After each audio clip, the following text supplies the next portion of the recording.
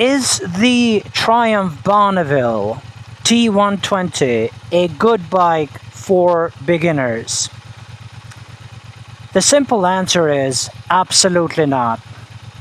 It's way too powerful, it's way too torquey,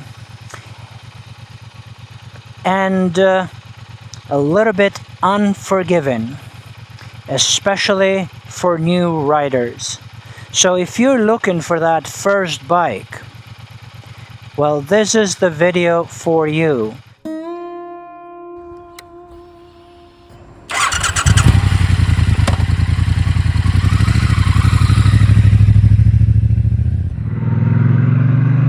I want to begin by saying that you should not be fooled by the reviews. Here is what I mean by that. If you watch enough YouTube reviews, you'll hear things like, the T120 is not intimidating at all. The T120 is super smooth. This bike is very easy to ride. And comments like, you immediately feel comfortable on it, in control, it's not intimidating at all. And yeah, they're all telling you the truth. But that's only true for experienced riders. But if you are new, what about you? The smoothness and look of the T120 can be deceptive because when you do make a mistake, and if you are new to bikes, you will, the T120 doesn't always forgive. I'll explain what I mean by this. New riders don't need a fast bike, they need a forgiving one. And forgiveness isn't just about comfort, it's about safety. A forgiven bike lets you make the small mistakes that every new rider makes without punishing you for them. If you grab too much throttle, it will not lurch. If your clutch release is a little rough, it won't buck or surge. The T120, however, with its 1200cc engine and strong low-end torque, doesn't always offer that grace. I've been riding for a while, and when I went to pick up this bike and ride it home, the power it delivered in first gear honestly shocked me. It pulls hard, and it kinda hates being in first gear. It absolutely hates being in first gear. It's like a stallion at the gates, huffing and puffing, impatient to be unleashed onto the track. That kind of energy might be thrilling for an experienced rider, but for someone just starting out, I have to tell you, it's terrifying. And it's exactly why I say this bike isn't beginner friendly.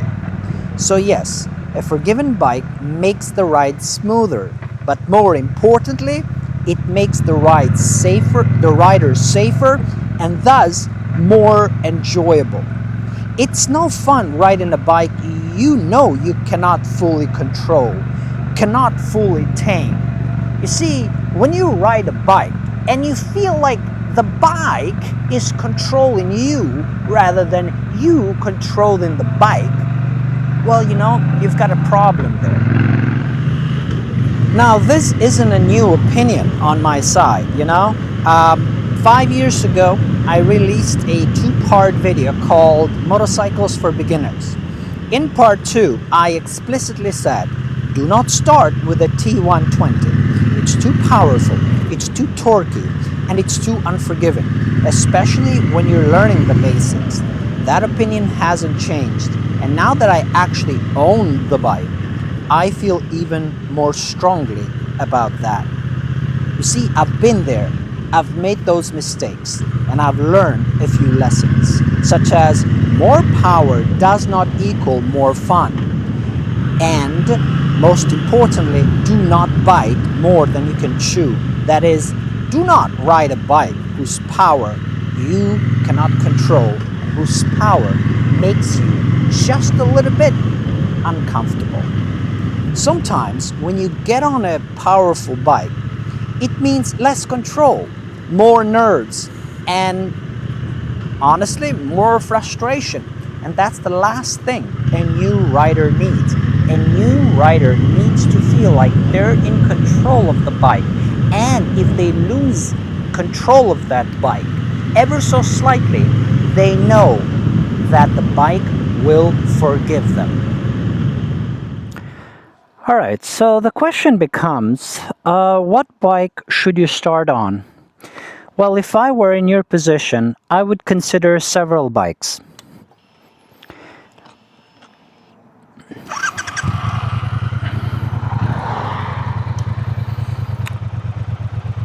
The very first bike that I would consider, if you can find it, is the Suzuki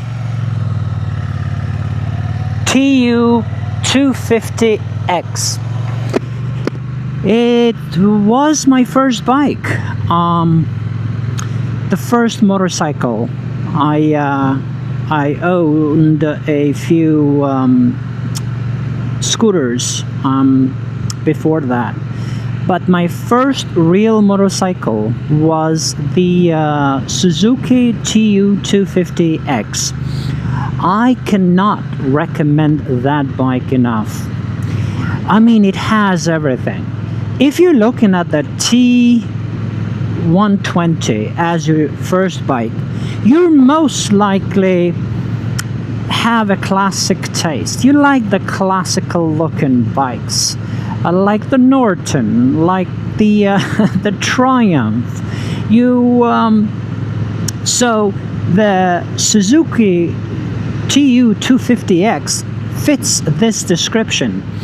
It's a beautiful looking bike. I cannot emphasize enough how much I recommend it. It's such a docile bike. It's a great beginner bike. It's reliable. It's beautiful.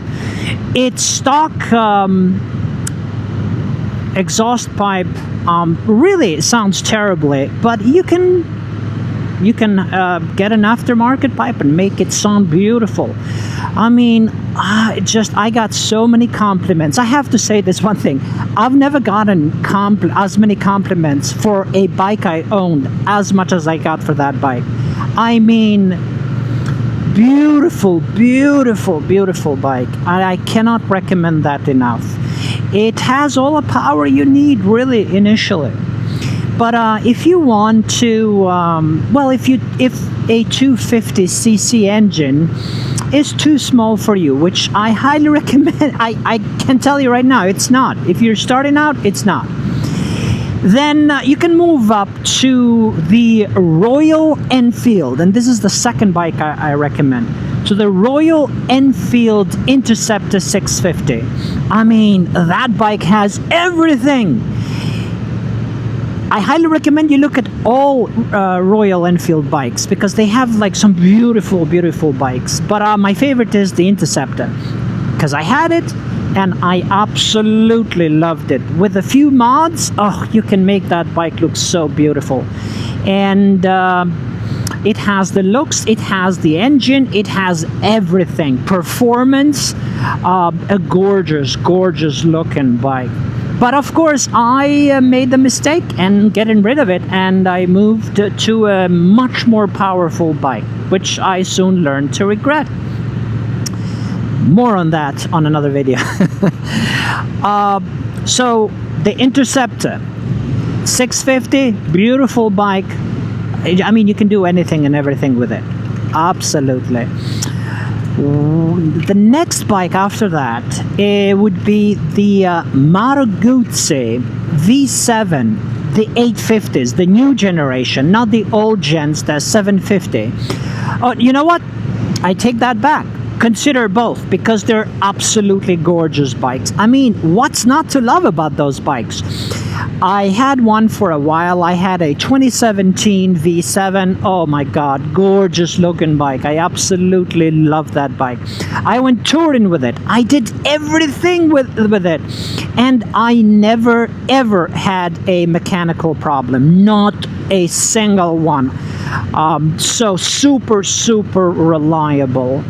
You can, if you can find a more recent, the new generation one, the 850s, which I very currently test rode, get it. It's such a beautiful bike. The suspension, it's so much better than the previous generation. It's just super comfortable. At least for the time I rode it, it was night and day with the previous version. And so yes, absolutely. And they have some really good choices too, the Guzzis. Both the Guzzi and the Royal Enfield cost a lot less than this bike. A lot less than this bike. Alright, so the very last two bikes I would recommend, I am bunching these two together precisely because they are both Triumph and they're both good choices. I've ridden one, but not the other. So the bike I rode is the Street Twin. The Street Twin and the younger brother of the T120, which is the T100. The Twin and the T100 both have the same exact engine, the 900cc engine. And I have ridden the Twin, and I have to tell you, I rode that bike everywhere in Hawaii. I went to Hawaii a few years back, and I rented one for a few days, and I absolutely I loved every moment in it. I rode it in sun, I rode it in heavy downpour, and I have to tell you, that bike was just gorgeous. So the Street Twin, I absolutely would recommend it. It's not my cup of tea. It just, I like the look of the T100, which I have never ridden. But you know, according to testimonials and what I've read online, the T100 is a little bit lighter than the T120. It has 1 down, 4 up, so it has 5 gears instead of 6, which you don't need anymore. And it's a lot more forgiving and docile bike than the T120. So, highly recommend that bike. Now, I know what you might be thinking, but wait, you're riding a T120, a bike with a 1200cc engine. True, I am. But I did not start here, and if I had, I honestly don't know if I'd still be riding today. And there's a story about how I came to acquire this bike. It's actually one of the reasons that I'm making this video, because again, I'm learning as I go, and the latest lesson is more power does not equal more fun. I want to leave the new riders with a final word, okay? To those of you just starting out, listen, you do not need a big engine to fall in love with motorcycles. Start small, learn the craft, choose the bike that lets you mess up and get back up, because a forgiven bike is a safe bike, and safety is what lets you ride longer, grow more confident, and actually enjoy the road ahead. It's okay. It's okay to get a bike, outgrow it, and then probably move on to another one. It's totally okay. And people will say, hey, why do that when you can just get a bike to do everything? Let me tell you one thing. It's all right for you to lose a bit of money, right? If you get a small bike and you outgrow it within a year, within a season, that's totally fine. What's more important to you, the money you will lose out of that transaction or your life? I mean, the answer is clear. So, please, please, please choose a forgiven bike. And if you need recommendations, if you have questions, well, drop them in the comment section. And our community, which is a flourishing community, probably someone will give you recommendations, including yours truly, the reluctant biker. So, thanks for tuning in, folks. If you've had your own beginner bike journey or regrets, I'd love to hear about it in the comments. As always, Ride safe, ride smart, be well, and enjoy life. Reluctant Biker out.